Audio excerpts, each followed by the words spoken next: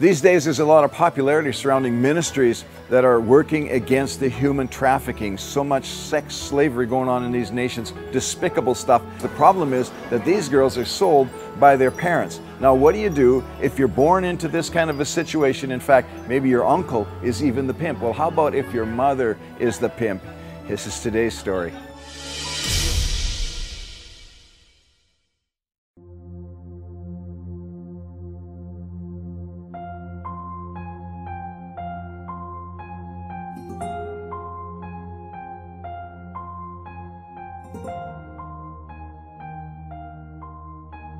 A small doorway on an infamous beachfront strip becomes like a portal to another place, as throngs of people from every walk of life converge upon it. Patia's Walking Street beckons millions to cross its threshold each year in search of the ultimate thrill.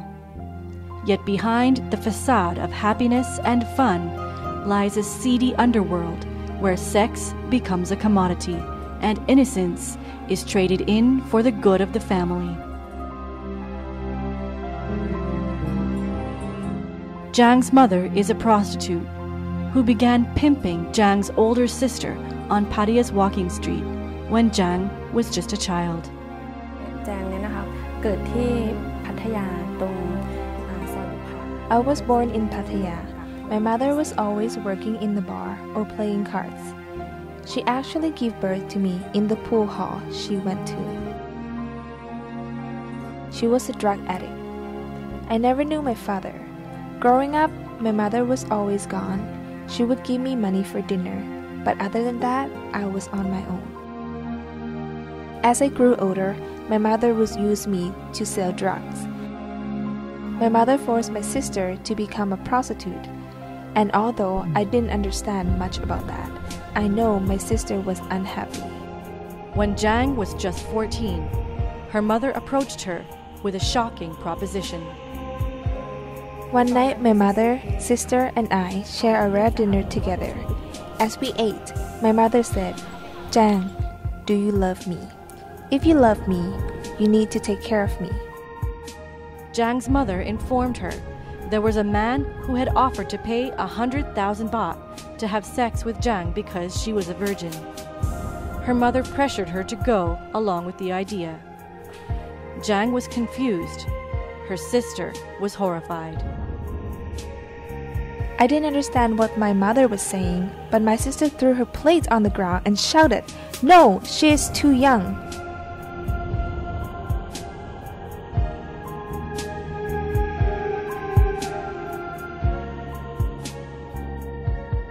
From that day on, Zhang's mother was relentless in her attempts to force her youngest daughter into prostitution. Instead of having sex with men for money, I tried to do other things to please my mother. I did odd jobs around the bar. I helped bring customers in and even serve drinks. My mom tried to teach me to drink and smoke, but I threw up at the first time I tried. Soon, some of her mother's friends began to warn Zhang that her mother was trying to sell her to customers at the bar. Zhang hid at home, but even there she was told to lock herself in her room at night because her mother was bringing potential buyers home to rape Zhang. For 2 tumultuous years, Zhang lived in fear that her mother's plan to sell her would ultimately succeed. My mother would try to convince me to go with this man or that man by saying, "If you do this, you will prove that you love your mom because you have lots of money to give mom." My sister found out our mother was trying to sell her to a foreigner so he could marry her and take her to a foreigner country. My sister decided to run away with her boyfriend, and I never saw her after that. One day, Zhang's 2-year-long torment was over, and she found herself all alone. Her sister had run away, and her mother had been arrested. The 14-year-old had no one else in the world to turn to. I had no one left. I started praying to anything to help me. I was scared and alone. On a fateful afternoon, Jang was returning from school and saw a Christian tract on the ground. She picked it up and was shocked to read about the sacrificial love of Jesus Christ and how His love is greater even than that of our mothers. After being subjected to a lifetime of selfish, manipulative, abusive love, Jang was awestruck with what she was reading.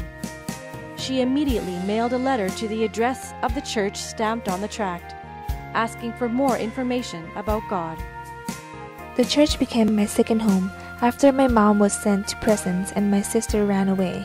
They were my family. Jang eventually moved into the church and worked there until she began university. Jang grew in her faith and began to sense the call of God on her life. Eventually, God led her to Victory Bible College International, where she has been able, for the first time, to open up about her past. Before I came to VBCI, I was never able to say I am the daughter of a prostitute. But here, I know it's time for me to be set free of the things that happened to me then. I know God has a destiny for me, and I want to bring the love of God to people with broken hearts. Before I was in high school, no one was looking after me, and all my mother wanted from me is to go with a rich white man. But once I found that tract on the ground, talking of Jesus' love for us, I gained hope for better life.